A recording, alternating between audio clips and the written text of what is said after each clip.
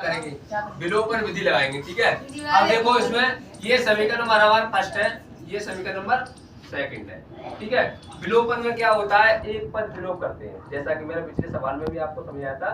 विलोपन में एक पद विलोप करते हैं। ठीक है, अब इसमें एक पद विलोप करेंगे, या एक्स कर लो या वाई कर लो।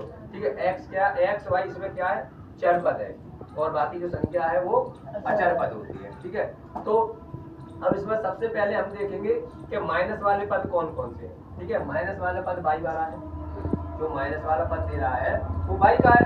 ठीक है, और प्लस वाले दोनों एक्स है। तो हम इसमें बाई काटेंगे। अगर देखो बाई काट दिया हमने, तो यहाँ क्या लिखेंगे, जोड़ने पर। अब जोड़ने पर क्यों लिखेंगे, क्योंकि हमने माइनस प्लस काटा है। अगर हम विपरीत चिन्ह काटेंगे, अगर हम विपरीत चिन्ह काटेंगे तो जाहिर सी बात है जोड़ने पर आएगा, और समान चिन्ह काटेंगे, जैसे प्लस प्लस काटते हैं तो घटाने पर आएगा, और माइनस माइनस काटते हैं तो जोड़ने पर आएगा। लेकिन माइनस प्लस जब भी काटेंगे तो हमेशा जोड़ने पर ही आएगा, माइनस प्लस काटेंगे तो जोड़ने पर आएगा। ठीक है, तो अब देखो x और x कितना हो गया, 2x इक्वल 8 और 2 कितना हो गया, 10 हो गया। 2 से तो x बराबर 10/2, 2 से ये 10 क्या बार कट गया, 5 बार।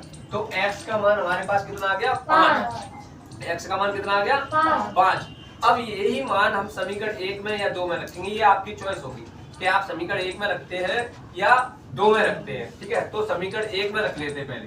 देखो x का मान समीकरण 1 में रखने पर, x का मान समीकरण 1 में रखने पर, तो समीकरण 1 उतारेंगे, x प्लस वाई बराबर 8। ठीक है, तो x के स्थान पर हम रखेंगे 5, तो 5 प्लस वाई बराबर 8। अब ये 5 प्लस का है, इधर ये जो 5 नंबर है इधर प्लस का है, उधर जाके किसका हो जाएगा, बराबर माइनस का। तो देखो y बराबर 8 माइनस 5, तो y बराबर 8 में से 5 गया 3, तो ये हमारा y का मान ये आ गया, x का मान ये रहा, y का मान ये रहा। यही चीज हमें निकालनी पड़ती है।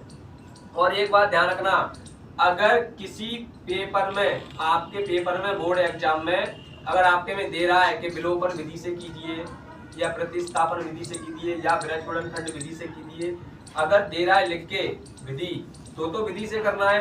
अगर कह रहा है समीकरण को हल कीजिए, x